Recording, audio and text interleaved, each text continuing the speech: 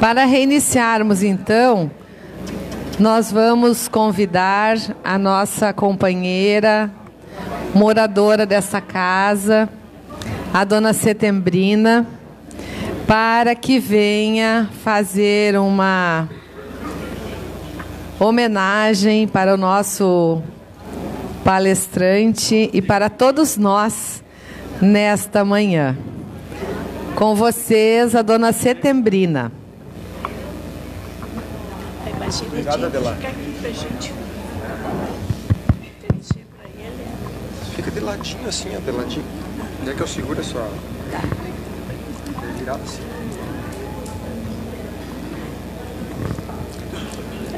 Eu vou declamar uma poesia cujo título é Jesus, em homenagem ao nosso irmão palestrante, que nos brindou com uma palestra maravilhosa, emocionante. Reis, juízes, heróis, generais e tiranos, entre o ouro e o poder, de vitória em vitória, comandaram na terra a vida transitória, erguendo sobre o povo o braço soberano. E passaram fremindo, arrojados e insanos, ébrios de poder e famintos de glória, detendo-se, porém, nos túmulos da história, relegados à dor de cruéis desenganos. O Cristo na palha, humilde e pequenino, trazia consigo somente o coração divino, na exaltação do bem que ilumina e socorre. E para sempre, como um sol generoso e fecundo, entre as nações que engrandecem o mundo, será sempre será sempre o excelso Rei do amor que nunca morre.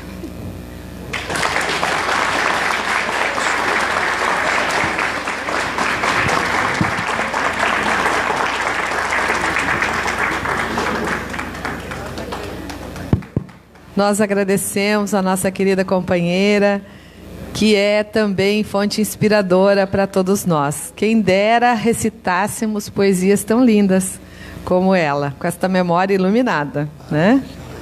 Passamos então a palavra para o nosso querido companheiro. Nós vamos até que hora? Às 3 da tarde. 11h30, 15 para meio-dia. Não passaremos, então, dos 15 para meio-dia, tá bom? Queridos, alguém quer fazer uma parte, quer perguntar alguma coisa? Estela Mares. Depois, alguém quer trazer alguma contribuição? Este é o momento. Não se constranja. Não sei tudo sobre o tema. Se alguém desejar, você, Cíntia, por favor. Você comentou sobre a Maria, né? Sim. Eu não sei se você pode falar um pouco sobre o José também. Sim. Bem lembrado, Cíntia. E há uma página, a Cíntia nos lembra a figura de José. E há uma página de Emmanuel que recomendo a você, sugiro a você e a todos, falando sobre a figura tão discreta e tão importante de José. Nós vemos José nos evangelhos focado em 3 compromissos bem definidos. O compromisso dele com Maria e Jesus, o compromisso dele na carpintaria e o compromisso dele na obediência a Deus. Você pode ler Mateus, Marcos, Lucas e João E já no capítulo 2 de São Mateus, você vai ter ali uma percepção muito clara da grandeza humilde de José, né? O anjo, na expressão bíblica, o visita, fala para que ele despose Maria, ele obedece, Jesus nasce, o anjo aparece, diz-lhe que fuja, ele foge. Estando no Egito, o espírito angélico se lhe apresenta e diz para retornar, ele retorna. Ele saiu de Belém para o Egito, do Egito ele vem para Nazaré, e sempre no sentido de obediência a Deus, né? Outro exemplo extraordinário de humildade, numa guinada impressionante, é Saulo de Tarso. Quando o Cristo se apresenta a ele às portas de Damasco, ele faz uma pergunta que é um misto de humildade e coragem, e determinação e ousadia, quando ele pergunta: Senhor, que queres que eu faça? Não é qualquer espírito que faz esta pergunta a qualquer momento. O sentido de obediência na humildade é muito grande, porque é muito melhor para o espírito imortal ser, entre aspas, infeliz com o Cristo, do que, entre aspas, ser feliz sem o Cristo. Nós vamos falar disto daqui a pouco, numa das bem-aventuranças. Amores, eu peço perdão se eu não estiver sendo pedagógico, didático, mas confesso que é o que por enquanto eu tenho para te oferecer de coração. Isaías, por gentileza, é que o pessoal me pediu, uns quantos, que antes de tu terminar, que tu possas cantar para nós. Sim, nós vamos então, vai ser na base da capela, né? Mas vamos lá.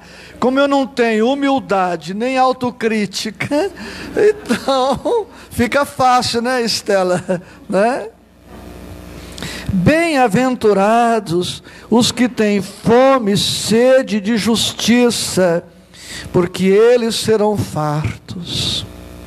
Eu fico pensando na emoção dos injustiçados que ouviram isto da boca de Jesus. Porque na época, felizes eram os dominadores, os exploradores, os escravocratas. Imagine se você, por um momento, pobre, miserável, escravo, desprezado, esquecido, explorado, sem acesso à escola, à saúde, à educação, a nada.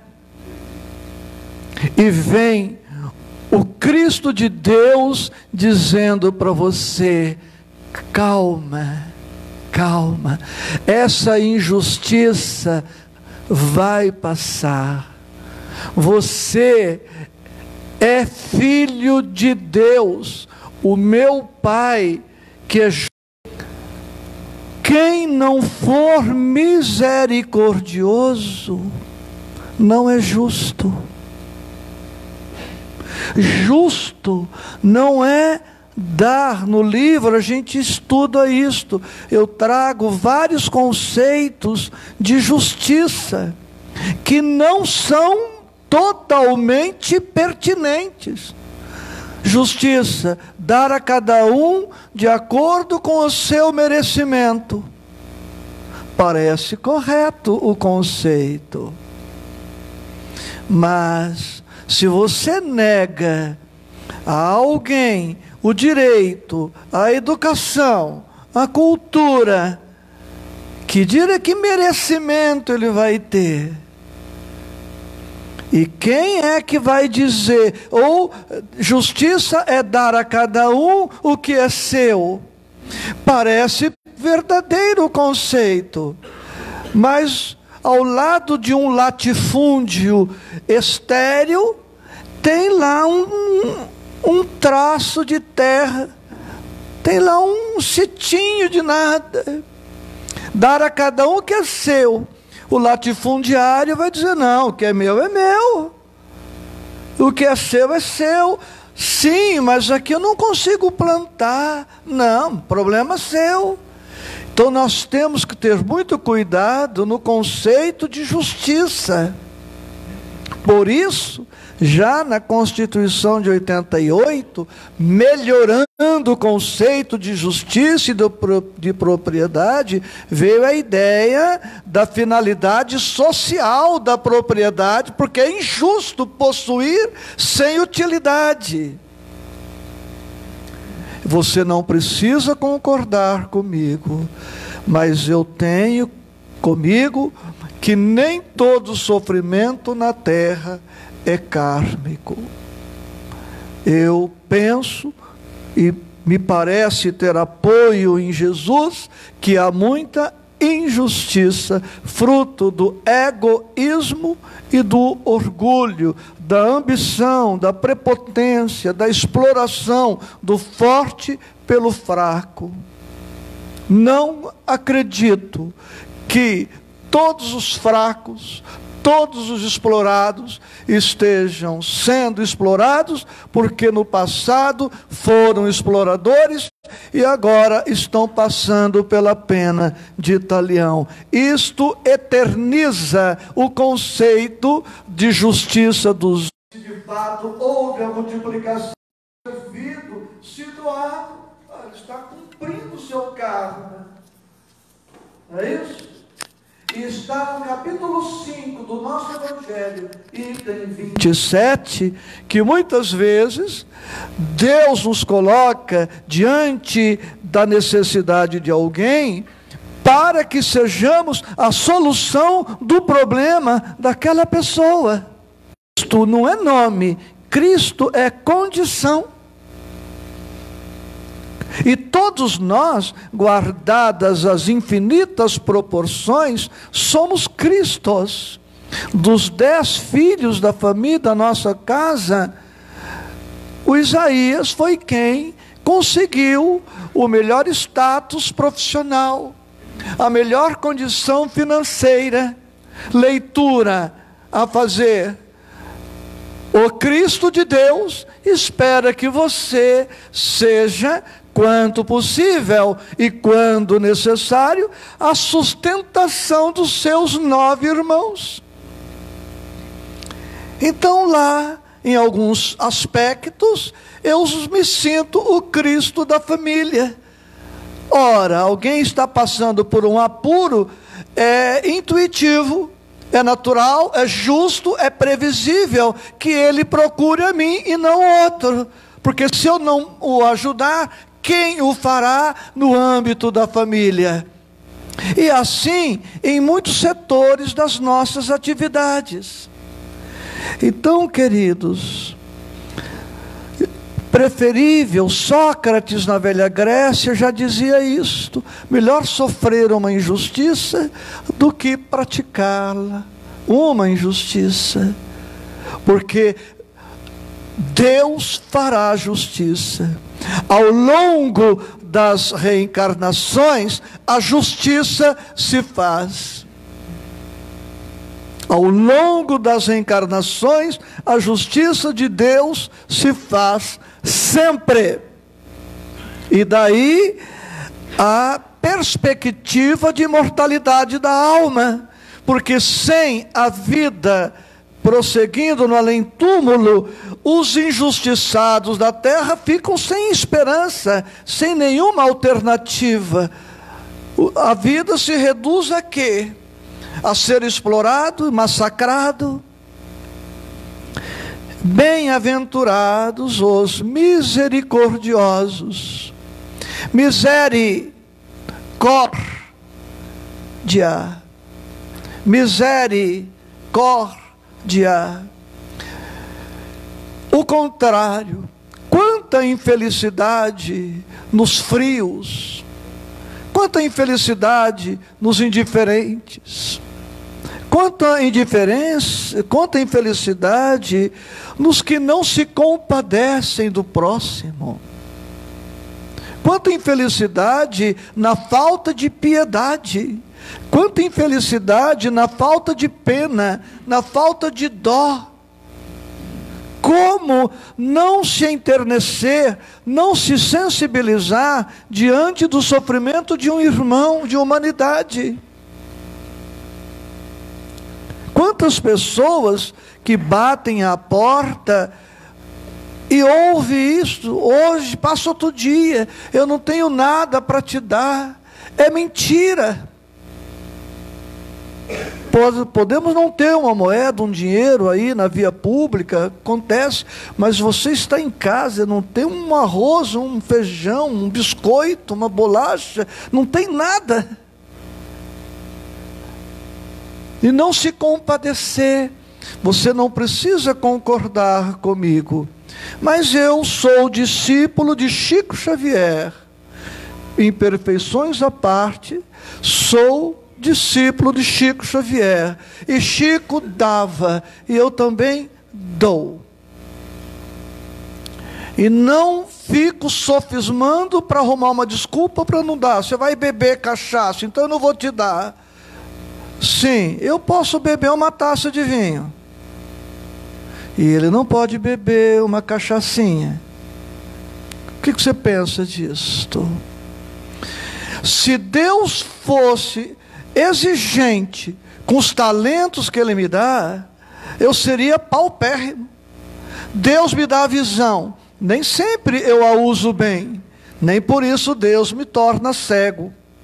Nem sempre eu ouço com critério, nem por isso Deus me ensurdece.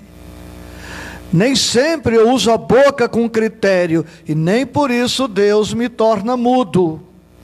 Nem sempre eu uso as pernas na boa direção, nem por isso Deus me amputa as pernas. Então vejamos a tolerância de Deus para conosco. Por que não tolerarmos um pouco as dificuldades do nosso irmão? O tempo não dá para tudo. Mais uma vez, alguém criticou o Chico por ter dado um dinheirinho para uma pessoa que já estava meio bêbada. E o companheiro, parecendo ter razão, disse: Chico, mas ele já está meio bêbado, ele vai beber, vai ficar bêbado inteiro. E o Chico falou: é melhor um bêbado inteiro do que um meio bêbado. E como profissional do direito, fazendo júri, está aí o Paulo, que poderá confirmar, e outros companheiros. Nunca fiz um júri, Paulo, com alguém bêbado inteiro, praticando homicídio. O meio bêbado é capaz de matar, tem força para matar, mas o bêbado inteiro não tem força para matar. Ora, ele bebe, vai para casa, se esparrama. Eu não estou fazendo aqui nenhuma profissão de fé da cachaça, não é isso, por favor, me entenda. Outro dia eu fui abordado em Oswaldo Cruz, o sujeito já tinha bebido algumas, e ele, honesto, falou: o senhor me dá R$2 para eu tomar uma cachaçinha? Eu falei: pela tua sinceridade eu vou te dar 5. Você já come um salgadinho, dá uma forrada e bebe a sua cachaçinha e vai para casa. Nunca fiz um júri com um sujeito completamente bêbado, porque ele não tem força para empunhar a faca, para dar o golpe, para puxar o gatilho. E o meio bêbado apronta demais. Então é a visão do homem comum e a visão do santo, né?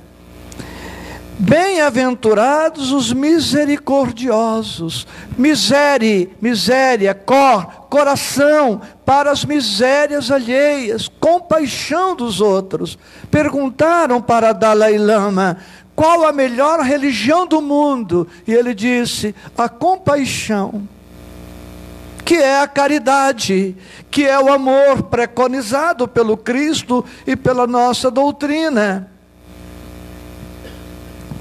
Bem-aventurados os limpos de coração. Bom, misericordiosos é capítulo 10 do Evangelho, do nosso Evangelho, tá? Bem-aventurados os limpos de coração, porque eles verão a Deus. A questão da importância de trazer a mente limpa. Você quer ser infeliz? Traga a sua mente poluída de tudo quanto for lixo, qualquer lixo, mágoa, ressentimento, hostilidade reprimida, pessimismo, derrotismo, indiferença, revolta, qualquer lixo mental impede a nossa felicidade.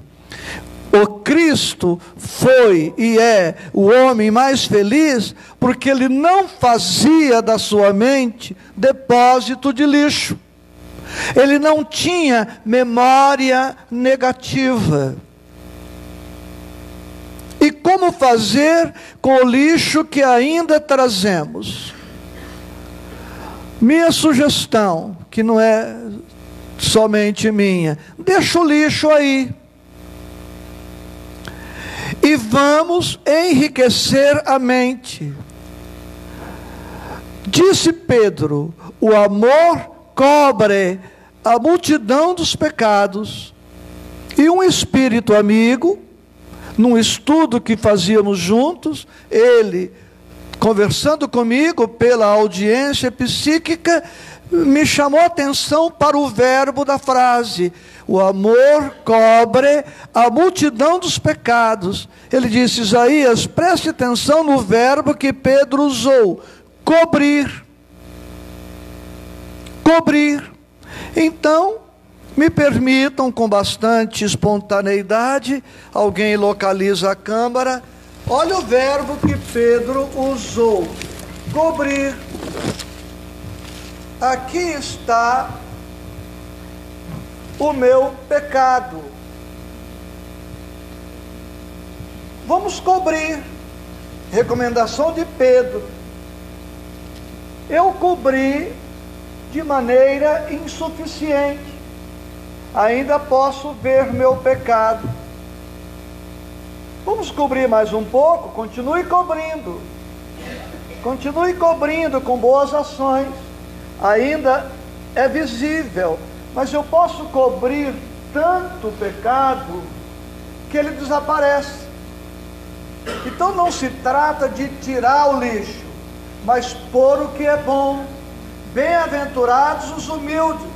Vamos aproveitar o humus da experiência, vamos aproveitar o humus da dor, vamos aproveitar o humus acumulado dos nossos equívocos e transformar em adubo para as coisas boas. Então não precisamos ter vergonha do lixo que trazemos, dos arquivos negativos, basta sobrepormos. Vamos criar uma montanha de coisas positivas que, se eu resolver, estando no topo da montanha, cavar para chegar lá no lixo que eu tenho acumulado, eu cavo um pouco, encontro o bem que fiz há um mês, cavo mais um pouco, encontro o bem que fiz há 6 meses, cavo mais um pouco, encontro o bem que fiz há 10 anos, cavo mais um pouco, o bem que fiz há 20, há 30, é tanto bem sobreposto, sobreposto ao mal, que o mal vai ser exatamente o humus, o adubo, o esterco que eu preciso para trabalhar o florescimento de todas as minhas qualidades. Quando eu estou muito cansado, como agora vim para cá, uma viagem cansativa, são 3 voos, 3 esperas, né? Para vir para cá, eu dormi das 11 às 2 da manhã, saí para pegar o voo 5:30 da manhã, imprudente, então tem que chegar mais cedo, sair mais cedo. Então eu chego cansado, e pelo cansaço, me deito, começo a acessar um monte de lixo, que está lá embaixo. E percebo que eu preciso continuar cobrindo mais ainda, porque a cobertura que eu estou fazendo ainda não deu. De vez em quando eu tenho uns sonhos que, misericórdia, viu? Enfatizando as sílabas, eu falo, meu Deus, eu ainda sonho isso, ainda tem isso ainda aí arquivado? Tem. Conclusão, continue cobrindo. Então é preciso limpar a visão límpida, para a gente poder ver as maravilhas da vida, as maravilhas da espiritualidade, as maravilhas da oportunidade reencarnatória. Quanta cegueira, quanta miopia. Confessando a vocês, porque nunca posei aqui de sabichão, não é? Quantas vezes eu me deparo com esse lixo impedindo a minha felicidade?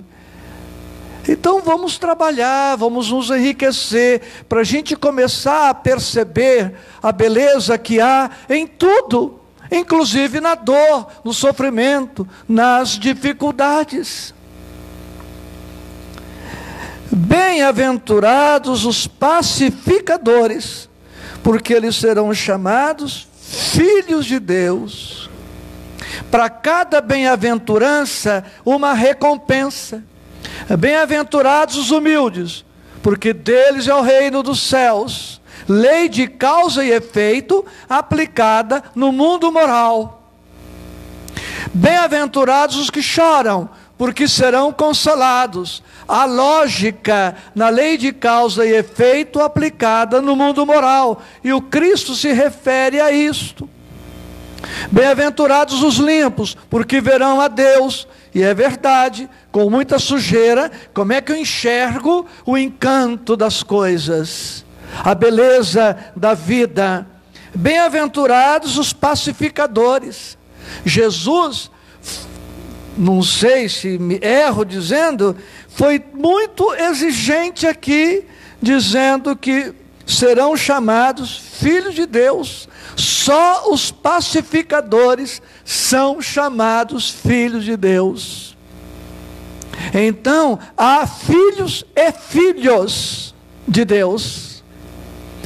Pacificadores, poderemos dizer que são os amigos da paz, os patrocinadores da paz.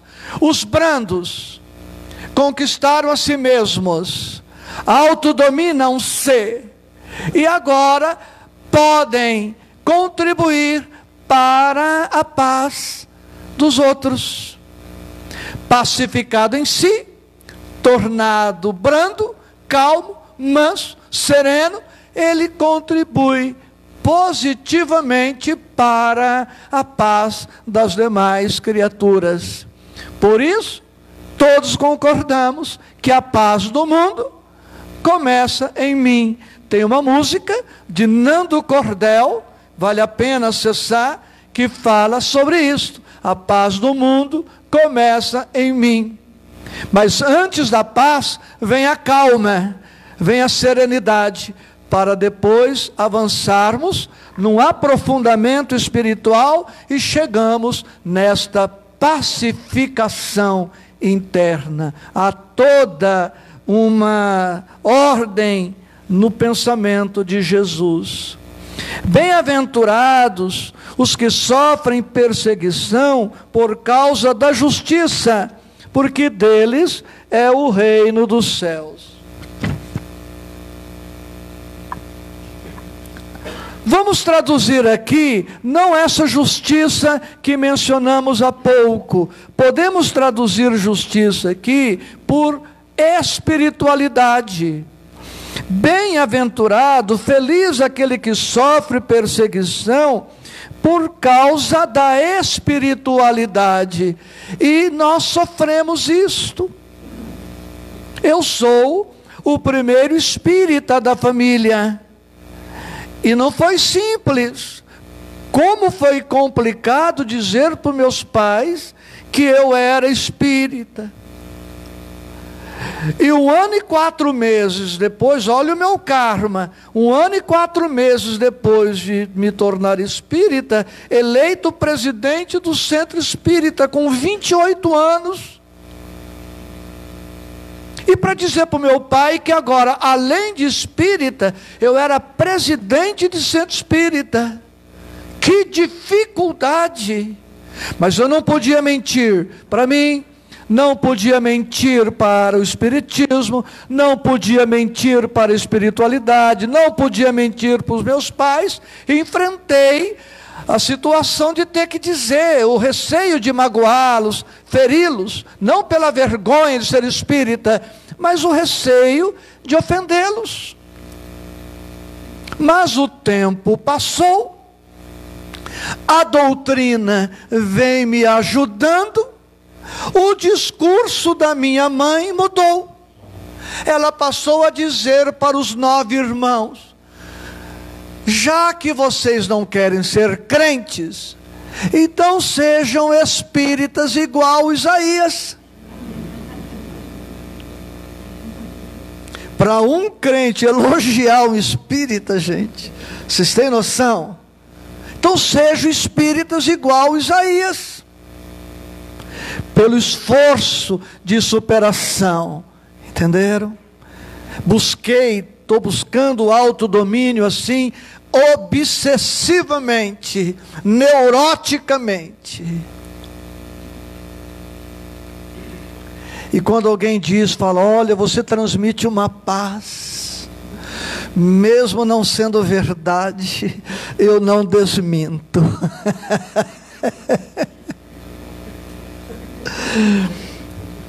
Então há um sofrimento, nós vamos ter que romper com a animalidade, nós vamos ter que romper com o primarismo ancestral, nós vamos ter que romper com essa vida entediante, frustrante.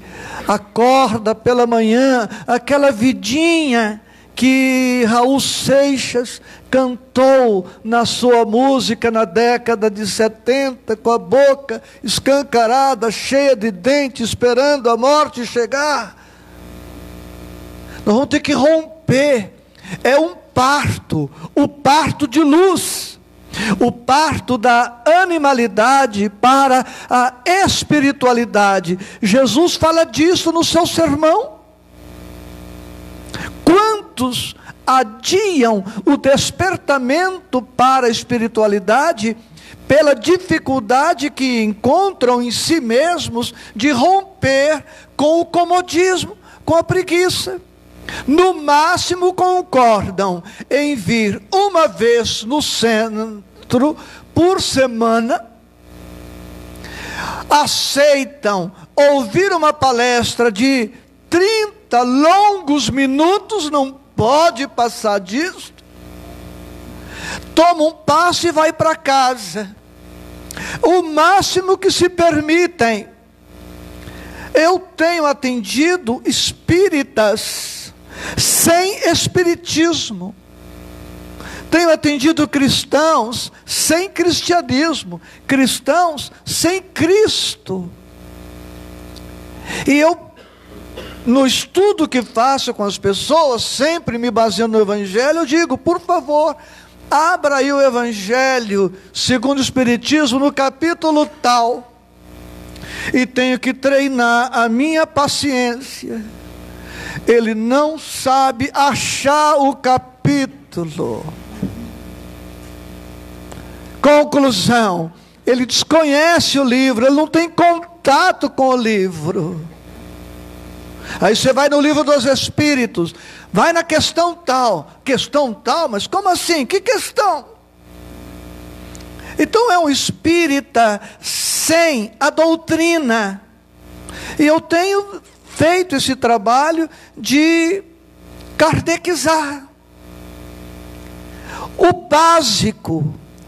Então, nós precisamos enfrentar e vencer esta acomodação, esta preguiça, esta zona de conforto que faz com que a gente tenha uma meia vida. Não é o nosso caso. O fato de estarmos um domingo pela manhã num estudo com Isaías Claro já revela a sua ânsia de espiritualidade.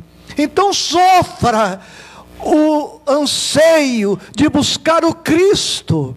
Isto vai ser sacrificial.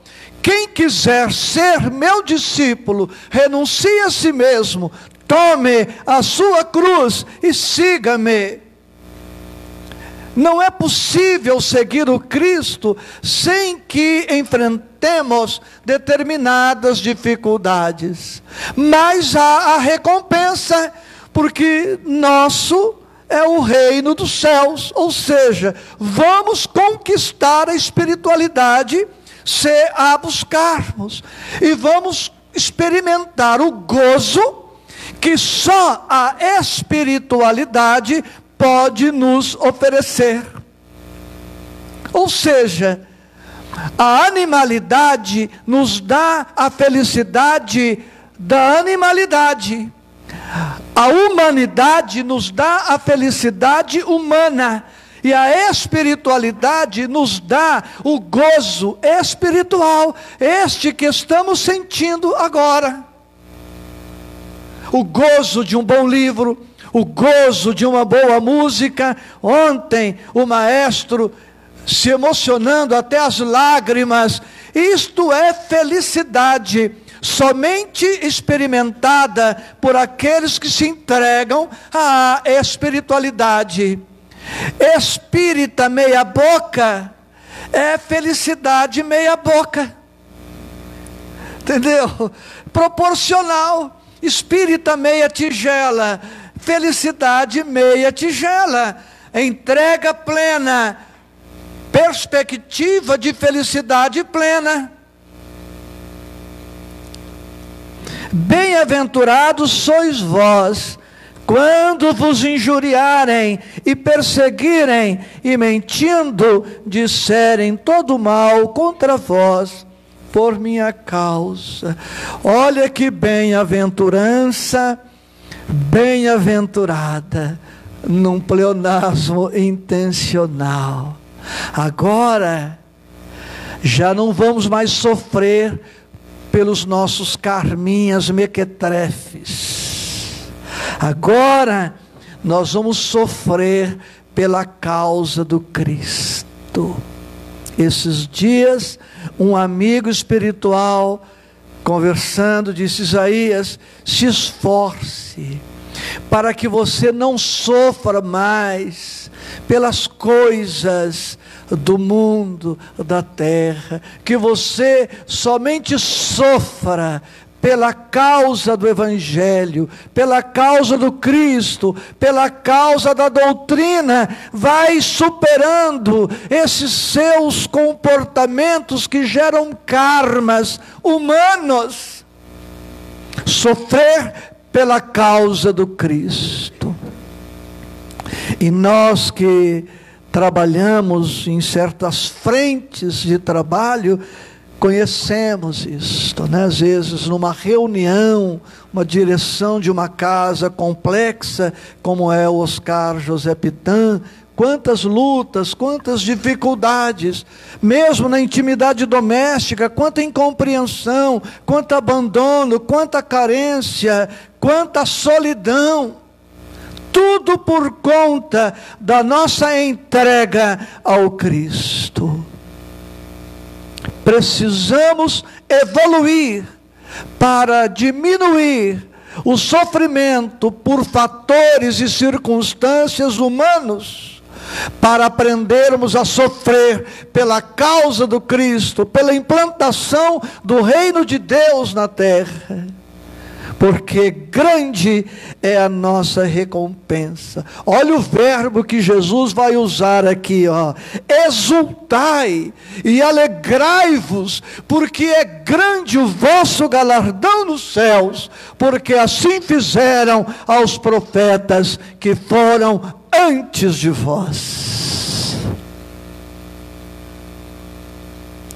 Então a gente fica muito envolvido no terra a terra, no ramerrão da vida material. Ah, porque meu filho, minha nora, meu genro, minha sogra, meu sogro, meu cunhado, meu tio, meu primo, meu patrão, meu colega, meu empregado. E a vida passa nesse vucu-vucu, sem graça, sem cor, sem sentido, sem beleza, sem crescimento, sem plenitude, sem espiritualidade. Não é o nosso status, nossa condição, é a humanidade que está assim. Saiamos lá fora, abordemos 100 pessoas. Por que você está sofrendo? Tudo por conta dessas coisas miúdas da vida, por conta da pouca visão de espiritualidade e muita concentração na materialidade da vida, que não pode ser a nossa condição de espíritas cristãos. No outro trecho do sermão, nós vamos terminar, vou trazer 2 outras considerações para fechar. Jesus diz que nós somos o sal da terra. Nós somos... Já estou ficando colérico com esse livro aqui. Né? Viu? Eu venci.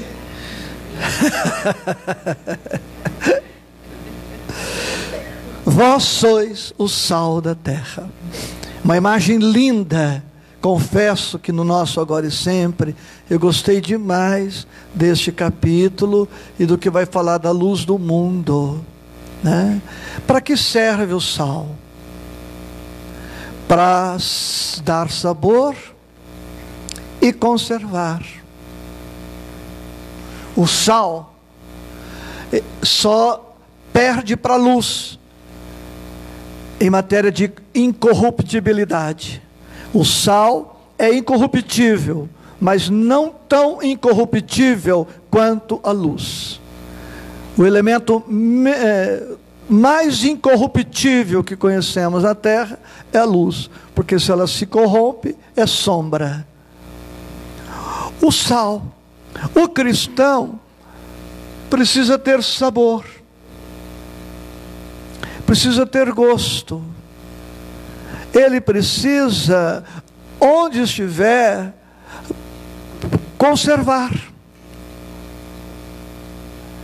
Então, em cada família, nós encontramos aquele cristão, aquele espírita que se destaca. Você provavelmente seja um dos destaques da sua casa. E você está posto ali, neste alimento, neste produto chamado família, como sal. E, sendo sal, precisamos conservar, não somente a nós, conservar o quê? Conservar a espiritualidade, conservar o Evangelho, conservar as atitudes, conservar a postura. Não podemos nos corromper, não podemos ser camaleão e nos amoldarmos à situação do momento. Somos o que somos, não podemos nos corromper. Se somos comerciantes, ficaremos na nossa postura. Somos industriais, funcionários, donas de casa, donos de casa, estamos na política, seja onde for, o Cristo espera que nós emprestemos sabor e emprestemos a possibilidade de conservar os valores que devemos conservar. Numa outra passagem, o Cristo nos compara ao fermento, dizendo que um pouco de fermento leveda a massa toda. Eu não quero ser crítico, mas não deixa de ser estranhável quando um espírita não consegue levar onde está, com quem está, alguma coisa da sua doutrina. Como pode ser isso? Ninguém percebe nele nada diferente no seu andar, no seu viver, no seu falar. Então nós precisamos, além de cuidar de nós, precisamos cuidar da massa, do meio que o Cristo nos situou, para que ali possamos fermentar, possamos ser o sal. No versículo seguinte, ele vai nos dizer que nós somos a luz do mundo. E num aparente paradoxo, ele diz: vós sois a luz do mundo. Não se pode esconder uma cidade edificada sobre um monte, nem se acende a candeia e se coloca debaixo do alqueire, mas no velador, e dá luz a todos que estão na casa. Assim resplandeça a vossa luz diante dos homens. Nós precisamos ser sal e ser luz, e a nossa luz precisa brilhar. Luz que não brilha é lâmpada apagada, e lâmpada apagada não tem nenhuma utilidade. Então o Cristo quer seus discípulos ousados, corajosos, atrevidos, sem serem presunçosos, arrogantes, soberbos, fanáticos, mas atitudes claras, atitudes definidas. Porque se o cristão se apaga, apaga-se a luz do Cristo no mundo, apaga-se a luz do cristianismo no mundo. Se a luz do espírita não brilhar, o espiritismo não brilha. Será, sim, através da internet, dos faces, através da televisão, do rádio, jornal, revista, vamos propagar a doutrina. Mas, sobretudo, através do nosso comportamento diário, em todas as situações, com todas as pessoas com quem estivermos. É isso que o Cristo espera de nós. Assim diz ele: resplandeça a vossa luz diante dos homens, para que vejam as vossas boas obras, para que vejam as vossas boas obras. E ele termina: e glorifiquem a Deus nosso Pai. A honra do trabalho é nossa, a glória do trabalho é de Deus.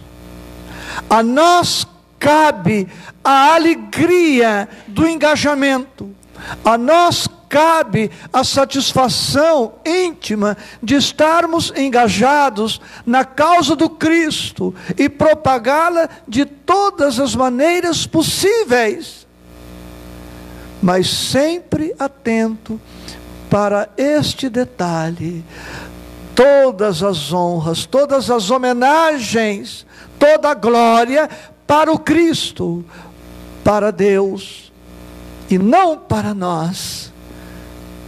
Então, servir incondicionalmente, servir a toda a gente, sem outra paga, sem outra recompensa que não seja o trabalho no bem. E todos somos convidados a participar, independentemente do tanto de sal que já somos, independentemente do tanto de luz que já temos, porque a luz, por mais tímida que seja, por menor que seja, numa escuridão, ela pode representar muito. Pense numa casa completamente às escuras. Um palito de fósforo pode ser a luz de que necessitamos para orientar os nossos passos. A luz de uma vela pode ser a luz suficiente, necessária para aquele momento.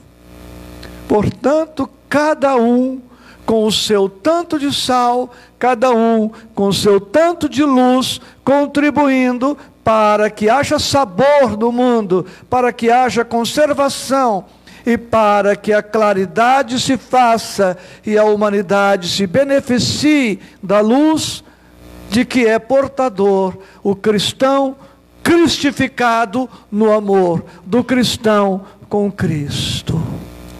Amores, nós chegamos no versículo 16, são 111, então dá para voltar em Santa Maria mais 10 vezes, olha que beleza, né? E na sequência, está aí a minha contribuição para hoje, singela, eu tenho consciência disto, modestíssima, mas também não poderia vir a Santa Maria com a presunção de cantar para vocês a excelência do Sermão do Monte, elaborado por Jesus com um carinho, um amor, uma ternura imensos por todos nós. Então, que fazer? Cante. Quando a sombra da tristeza cobrir seus sonhos de ventura, quando você quiser chorar diante da taça da amargura, quando a dor bater a porta, ferindo bem fundo o coração, quando a esperança é morta e a vida é amarga ilusão. Olhe para trás, veja quanta dor, súplicas de paz, clamando amor, olhos sempre em trevas, mãos mendigam pão, bocas que não falam e risos sem razão. Deixe de chorar, volte a sorrir, você é tão feliz, volte a cantar. faça uma prece, seja grato a Deus, Ele sempre abençoa os filhos seus. Somos filhos deste Deus, deste Pai Altíssimo. É o que Jesus veio dizer, e por isso ele pôde dizer: bem-aventurados.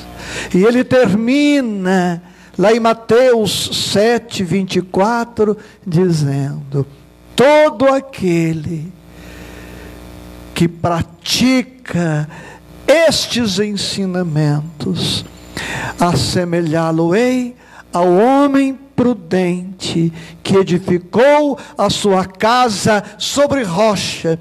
Vieram os ventos, as chuvas, e não derrubaram aquela casa. E aqueles que ouvem e não praticam, assemelhá-lo-ei ao homem insensato que construiu a sua casa sobre a areia. Das ilusões, das fantasias, vieram os ventos, as chuvas, e derrubaram aquela casa. Que o Cristo, o leão de Judá, seja a nossa rocha, para que a nossa casa espiritual esteja bem fundamentada e possamos resistir, sobreviver e avançar. Que Ele a todos sempre nos abençoe. Obrigado.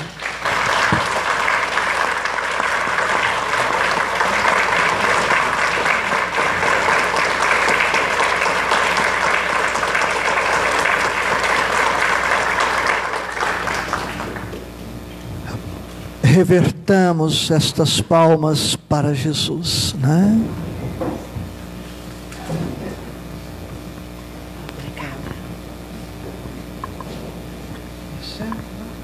Sente aqui. Sente aqui.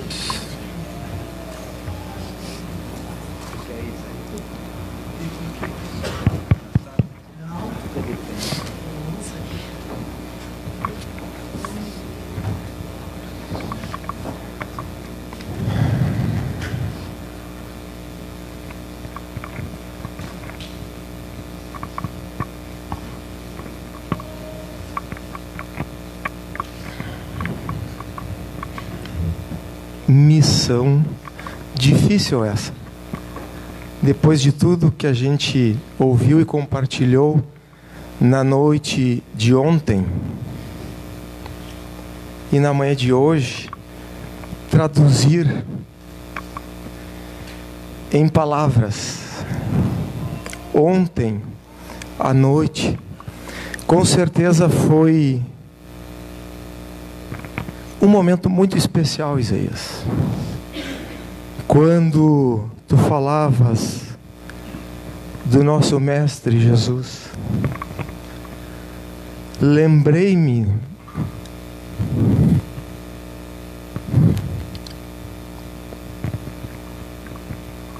daquela manhã de abril de 2015, quando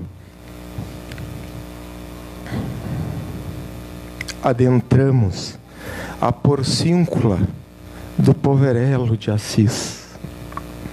E acredito, meu irmão, que tu fizestes com que todos nós acessássemos a porcíncula dos nossos corações para chegar ao Cristo. Hoje de manhã, porém, não foi diferente. Lembrei-me então de quando subíamos, passo a passo, aquela pequena estrada simples, singela, que levava no alto até a capela de São Damiano.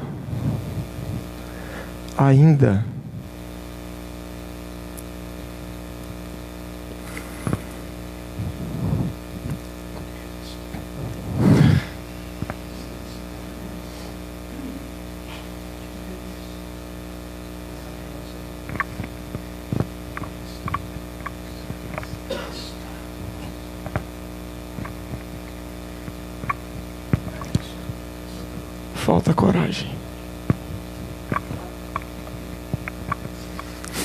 O Isaías está dizendo que ele, o Poverello de Assis, esteve conosco hoje aqui de manhã,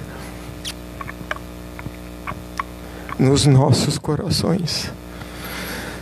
Então, quando nós observamos aquela estrada que marcou a nossa mente, imaginamos que bênção esta doutrina espírita nas nossas existências e o quanto nos falta para chegar até São Damiano. Mas com certeza, querido amigo do coração, com a tua presença aqui, nós reforçamos a nossa força de vontade e o nosso desejo de nos melhorarmos a cada dia mais. Está sentindo nossos corações e a nossa gratidão? Nós é que te agradecemos muito por todos estes momentos. Que Jesus te abençoe e que tu retornes ao teu lar. E se algum momento tu enfrentares alguma dificuldade interna, não esquece que aqui tem pessoas que te amam muito e que te seguem os passos nesta conquista, nesta guerra interna para chegarmos a Jesus. Muito obrigado, meu irmão. Nós te amamos muito. Gostaríamos aqui de externar a nossa gratidão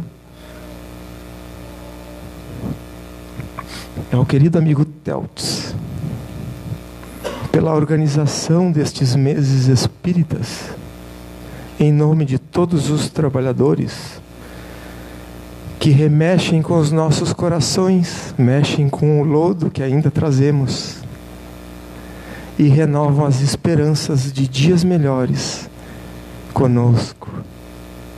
Esse homem disse a ele dentro da 6ª Brigada um dia, e repito aqui com o meu coração, é incansável. Ele briga com a gente de forma amorosa, por muito amar a doutrina. Fica aqui também a nossa gratidão. E neste clima de fraternidade, de amor, nós gostaríamos de encerrar o 29º mês espírita do Abrigo Espírita Oscar José Pitã, trazendo um pequeno afago ao nosso Isaías, uma pequena lembrança, para que ele leve para suas terras este carinho de todos os trabalhadores do abrigo.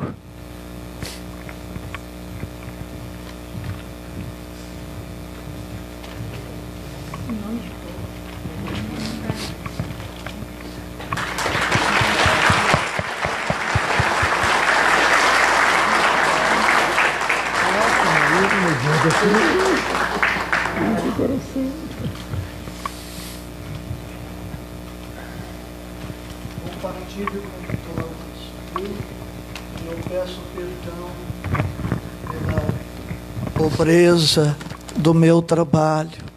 Queria muito poder trazer o sermão com a sua beleza indimensional, mas com a minha humanidade, como traduzir a santidade, a beleza, a divindade do Sermão do Monte.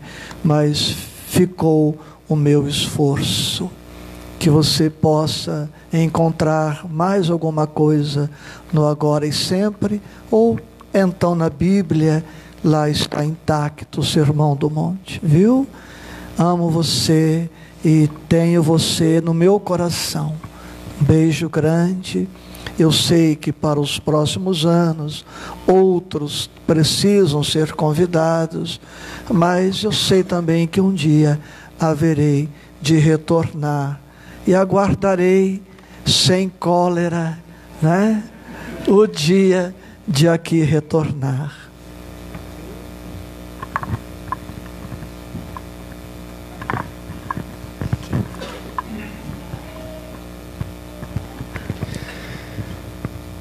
os nossos agradecimentos. Do supermercado. Outro dia no supermercado, a moça do caixa perguntou: o senhor é pastor? Eu falei: sim, pastor espírita, não é? Não ia perder a oportunidade de fazer um comercialzinho, né? Sem contar, agora eu vou ter que falar, sem contar o padre do passado, né? Porque é só olhar para ele, é o padre escrito, só falta botar batina.